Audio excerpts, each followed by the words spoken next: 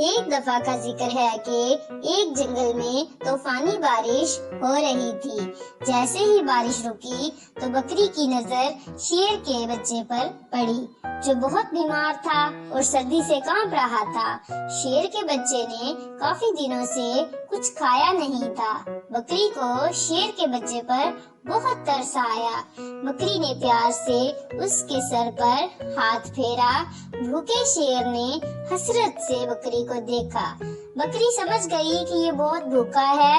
اس نے شیر کے بچے کو کھانا کھلایا اور دودھ پلایا۔ بکری نے وہاں سے جانے کا ارادہ کیا، لیکن پھر اسے خیال آیا کہ شیر کا بچہ اکیلے کہیں مر نہ جائے، لہٰذا بکری اس کے پاس رک گئی۔ 2-3 دن اپنے گھر نہیں گئی، لیکن شیر کے بچے کی دیکھ بھال کرتی رہی۔ بکری کی دیکھ بھال کی بدولت شیر کا بچہ تندرست ہو گیا۔ بکری نے سوچا کہ اب شیر کا بچہ تندرست ہو گیا ہے، اب میں گھر چلی جاتی ہوں، مگر پھر اسے خیال آیا کہ شیر کے بچے پر رحم آیا کہ اس کے ماں باپ جانے کہاں ہوں گے، یہ بیچارہ اکیلے میں گھبرائے گا۔ چنانچہ وہ اسے اپنے گھر لے آئی۔ یہاں شیر کا بچہ بکری کے بچوں کے ساتھ رہنے لگا۔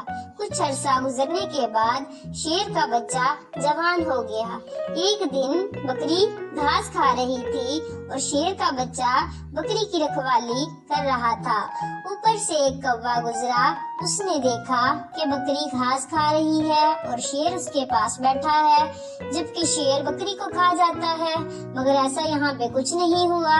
کوا یہ ماجرا پوچھنے کے لیے بکری کے پاس آیا تو شیر کوے کی طرف دھاڑا، کوے کو اڑا دیا۔ ایک دن کوا موقع پا کر بکری کے پاس گیا اور پوچھا کہ کیا ماجرا ہے۔ بکری نے اسے سب کچھ بتایا اور کوے کو نصیحت کی کہ اگر ہو سکے تو تم بھی کسی کے ساتھ نیکی کرنا۔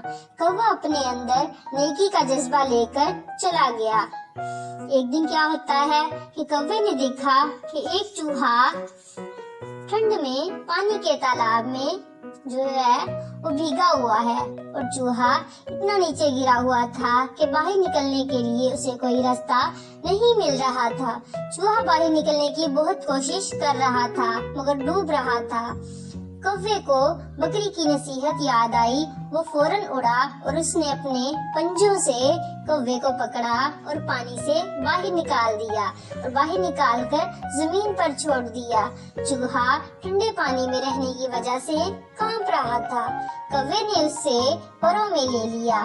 کچھ دیر بعد کوے نے چوہے کو اپنے پروں سے باہر نکال دیا تو دیکھا کہ چوہا ٹھیک ہو گیا ہے، مگر چوہے نے اس کے پر کاٹ دیے۔ اب کوا اڑنے کی کوشش کرتا مگر زمین پر گر پڑتا۔ کوا اپنے آپ کو کوسنے لگا کہ اس نے کوے کی مدد کیوں کی۔ اسے بکری پر بھی بہت غصہ آیا۔ کچھ عرصہ گزرنے کے بعد کوے کے نئے پر اگ آئے۔ وہ پھر اڑنے لگا۔ ایک دن وہ سیدھا بکری کے پاس آ گیا اور بکری کو سارا واقعہ سنایا۔